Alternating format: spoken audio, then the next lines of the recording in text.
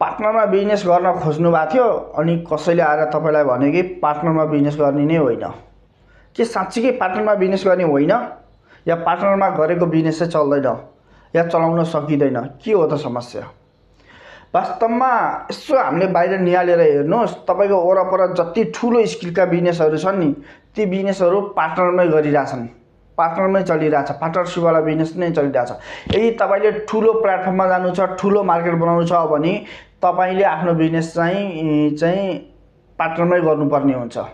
एक्लै तपाईले कहिले नभ्याउनु होला, कहिले सन्चो नहोला, कहिले नसकेला, कहिले म्यानेजमेन्ट गर्न तपाईसँग आइडिया नपुग्ला, हरेक कुराहरू आउँछन् नि त, उतार चढावहरू आउँछन्, डिमोटिभेट भइन्छ आफू। कमसेकम पार्टनरमा भयो भने एउटा मान्छे तपाईलाई साथ दिने मान्छे हुन्छ हैन, उसको आइडिया पनि तपाईले त्यहाँ युज गर्न पाउनुहुन्छ। तपाईको बिजनेसमा उसले दिएका आइडियाहरू, तपाईको आइडियाहरू मिलेर एउटा ठुलो प्लानिङ गराउन सक्नुहुन्छ, तपाईलाई मोटिभेट मिल्छ, अगाडि बढ्नलाई हौसला मिल्छ। त्यो बिजनेस गर्ने भनेको पार्टनरमा हो।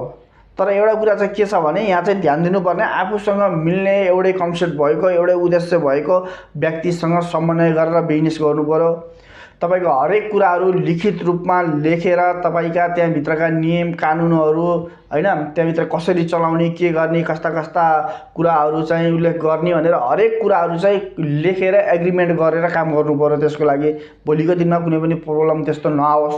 सेयर कति कति बान्ने हो, कति क्वान्टिटी तपाईको छ हैन, कति इक्विटी तपाईको छ, कति इक्विटी मेरो छ, कति इक्विटी अर्कोको छ भनेर यो क्लियर गर्नु पर्यो पहिले नै। तपाईहरुले बसेर स्टार्ट गर्नुभन्दा पहिले नै सबैको भूमिकाहरू पनि क्लियर गर्नु पर्यो।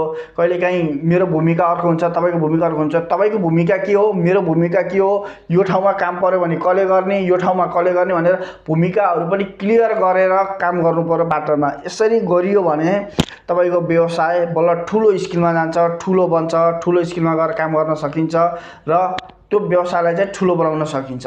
तर व्यवसाय गर्ने ठुलो स्केलमा जाने हो भने तपाईले पार्टनरशिपमा जानै पर्छ, पार्टनरशिपमा गएर गर्न पर्छ। त्यही भएर पार्टनरमा गर्ने हैन, पार्टनरमा गर्न हुँदैन भन्नेहरुको कुरा सुन्न छोड्दिनुस्।